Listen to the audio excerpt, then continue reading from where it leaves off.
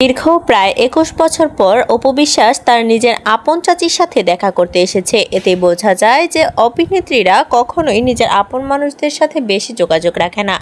আপন মানুষদের চেয়ে বেশি তারা বন্ধুবান্ধব এবং আত্মীয় স্বজন যারা আছে তাদেরকে দূরে ফেলে দেয়। তবে অপু বিশ্বাসের আপন চাচির ঘর দেখে অনেকেই বলেছেন যে অপু বিশ্বাসের আপন চাচি হিসেবে হয়তোবা অপু বিশ্বাস কোনো সাহায্য বা সহযোগিতাই করে না তার চাচিকে। দীর্ঘ ২১ বছর পর এত লম্বা সময় পর অপু বিশ্বাস তার চাচিকে দেখতে এসে শোনেন যে তার চাচা মারা গেছেন। অপু বিশ্বাসের মা মারা গেছেন আরও আগে। তবে জয়কে নিয়ে তার চাচির সাথে দেখা করতে এসেছিল অপু বিশ্বাস।